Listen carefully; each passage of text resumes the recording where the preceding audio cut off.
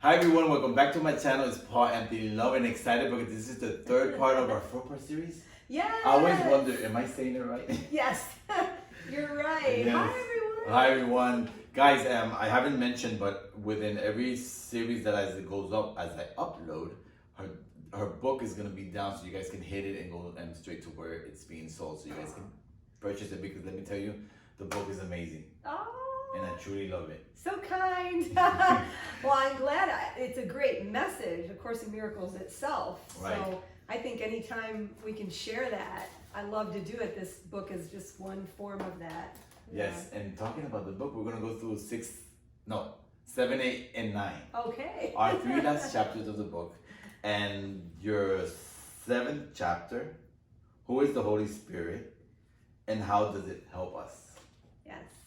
And you wrote here that I love, it says, on that right, the ego must be in charge because I'm confused, indecisive, or not at peace.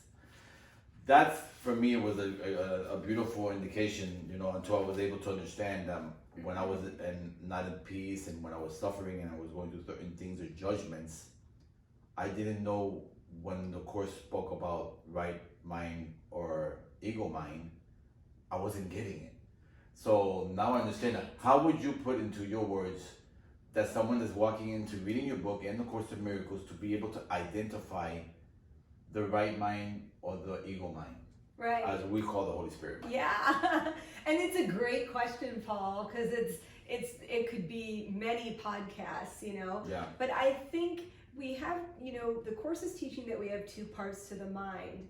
Whenever we're not at peace, okay, we know we're in the ego mind because the ego is based on lack, scarcity, separation, differences, right? Sacrifice. The Holy Spirit is the correction of our belief that our identity is all those things.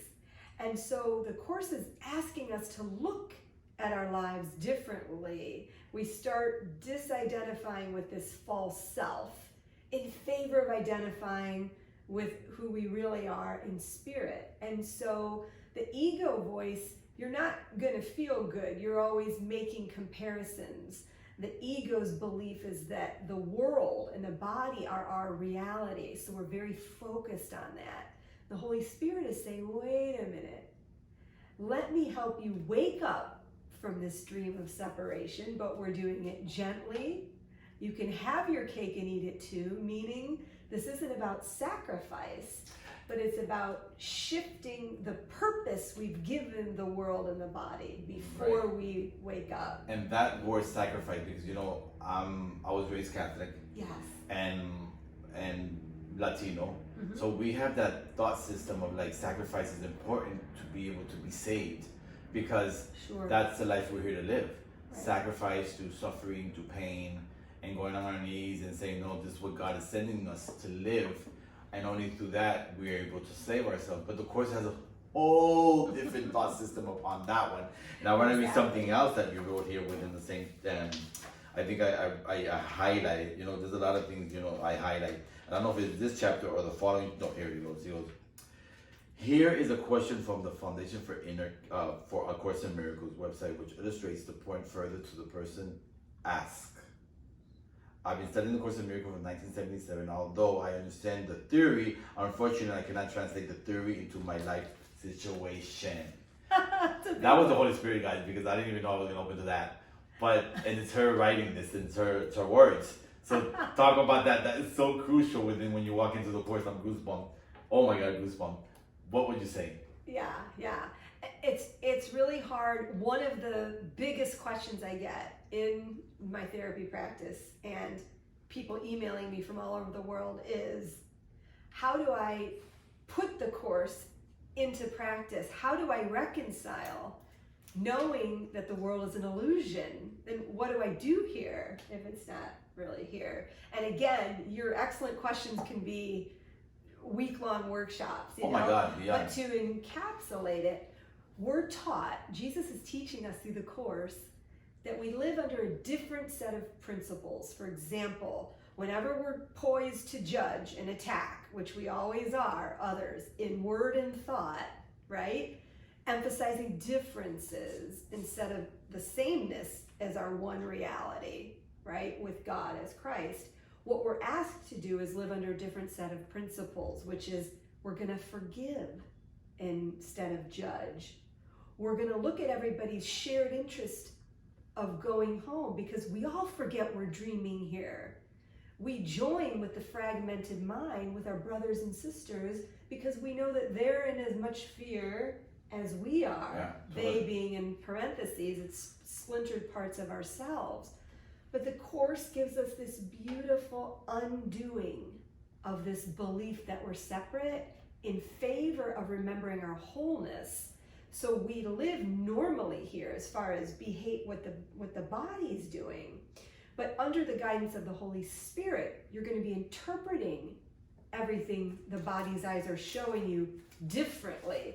That's key. Forgiveness instead of judgment, shared interest instead of separate interest, knowing that, wow, that person's behaving badly or I'm behaving badly, but we're looking past it to the fear that's behind it, not denying it, but shifting our internal teacher, which is going to tell us, remember you're dreaming. That's the miracle in the Course, the shift in perception.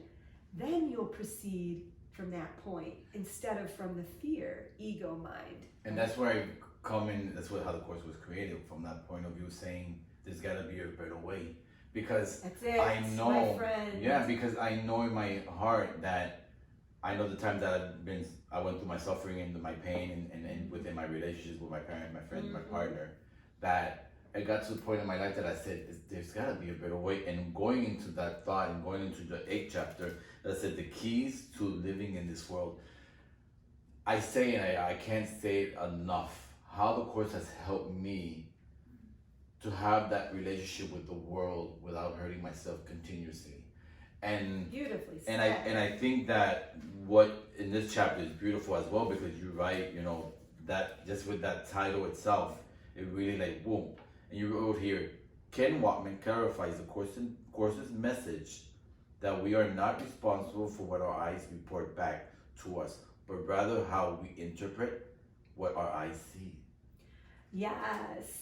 You're picking out really good, powerful things. But that's because it's very this important. whole book is powerful, first of all, Jackie, because everything again, look at this, guys. It's like I can say, I don't think we're going to have enough time to even go through the book, but there's points that I knew reading that now, because that's what we constantly we do and hurt ourselves, because everything we see through our eyes, not only that we think is real, we not only think that's real, we attack ourselves and others because what we interpreted to what we think is true, truly it isn't true. Yes. Well, but how can we know that to be true?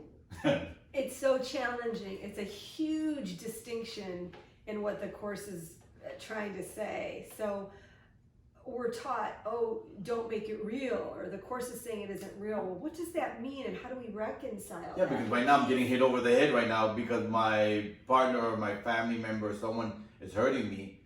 How can you not say it's real?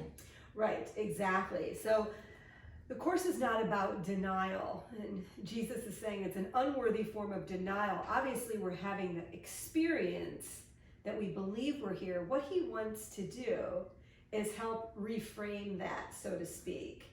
So what you just read from the wonderful, Ken Wapnick is our eyes were made to see form. The Course is teaching that the body is part of the ego thought system of sin, guilt, and fear.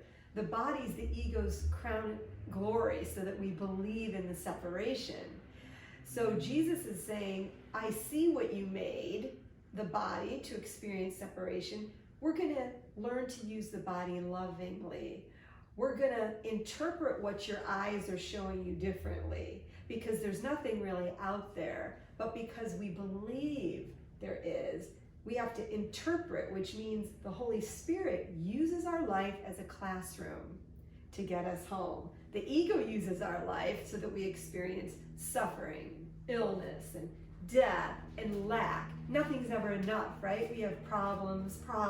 Once one's eradicated, up comes another one. Once up comes another one, because the Course is teaching us to go back to cause, to the belief that we're separate, which created all the problems. So to bring it back full circle to what you wrote, we're learning here that what the body's eyes are seeing is part of the ego's thought system, because there's no world in reality. There's no separation in parts and pieces. There's just one awareness in heaven. So we go through life with different principles of, yes, my body's eyes are showing me that that person is behaving badly. The Holy Spirit is going to use that as your red flag to say, remember, you're seeing separation, but this is your dream. So you can withdraw your projections and look at it as a classroom to get you home. So you're forgiving these outward circumstances for what they haven't done, because it's your dream. Then you're taking responsibility for your dream, and then letting the Holy Spirit be in charge and replace the ego thought system with his thought system. And that I understand now, because I sometimes go to flashbacks of my past, and now the way I look at it is totally different than the way I looked at it years ago. And that's why I know that I'm allowing the Holy Spirit to help me interpret it in a different mindset. Then I even go there and I say to myself, it wasn't as bad as I thought. Not taking away what happened, I'm taking away the interpretation what happened. You know what I mean? And it just becomes more kind and loving. And in that note, we're going to go into your beautiful 9th chapter, the last chapter, putting the pieces back together. And I'm going to read this here, and we're going to, after your comment, we're going to be closing. But this is beautiful. You said, the you, A Course in Miracles addressing, is you as a mind, not as a body. Focus on the memory of love in your mind, and all the pieces of your life will take care of themselves. That is so powerful, because we, as me, Paul, wants to try to do everything. Right. Put everything together, try to control everything, try to some way or the other have the answer, or this should be done this way, this should be done that way. And what I was doing, I was continuously trying to resolve the problem within the frame mind of the problem maker. So I needed to walk away, pull back, and say, you know what, Holy Spirit, I need your help. Because I've done this for so many years of my life, and I still fall back in the same place. How am I going to rise my awareness to true love? And I know the only way that I'm going to do it is with your help. And you have great experiences that, at some point you'll share whatever of this profound transformation you've gone through, and what you've shared with me and with our group and everything has just been with your awareness, and what you said about kind of letting go and putting the Holy Spirit in charge. It seems like you guys, you're giving up control and everything. It might seem daunting at first, but not when you start to really understand what that means, and everything, all your actions and words can be done through you. It's such a wonderful way to live. It's totally joining, because you don't have to be the one in charge of where your miracle is going to go, where the change of mind is going to go. What you said about that quote, as we progress with our work in the Course, we recognize that Jesus is talking to us as mind, as the one mind that believes it's here, the one mind appearing as many. We start out with this relationship and believing he's talking to us as a body, and that's okay. There's no guilt about that. But as we progress, and as you start listening more and more, which is what you've been sharing and hearing and getting these downloads, it really starts to unwind the false self. You really do start paying more attention to spirit, and your life is easier, not necessarily because events change that are scripted out, but your experience of those events through the Holy Spirit's script and mindset is very different. You could never put a dollar figure on that. And it's incredible, because it's there's certain things within my life I come to now understand, that all these layers, because as you start cleaning all these layers, you start this unraveling that mind, the true mind, and you empty your mind for the Holy Spirit to take over your mind, the true mind, that's going to help you and guide you through every situation within your life. And you're going to listen, because there's something within you that guides you, you know? And it's something like what you wrote about Dorothy, the Wizard of Oz, it's like she had from the beginning how to come back home. Yes.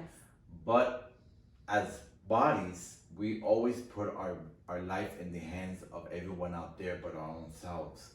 And we continue with it. It could be a relationship, it could be in money, it could be into your career, it could be whatever. And don't get me wrong, they are beautiful, beautiful experiences within the life. But you just let go of an attachment to everything. And what happens is when you take it back into your arms, it's more of a kind, loving experience versus the one that you had in the beginning that was fearful, that was hurting, and that was trying you thinking that was going to define the peace that was within you already from the beginning. You know? There's nothing to say after that. It was beautifully said. Yes. And guys, with that's a wrap for our third part, our first 4-part series. Yay. Guys, don't forget to subscribe, notification button. All on the bottom is going to be a subscription. Everything, how to find Jackie, her book, and our 4-part series is going to be all of them have been beautiful. And the 4th one's going to be fun. So Yay. We love you guys. We love you. Have an awesome day. Peace out. Peace out. Love you, Paul. Love you.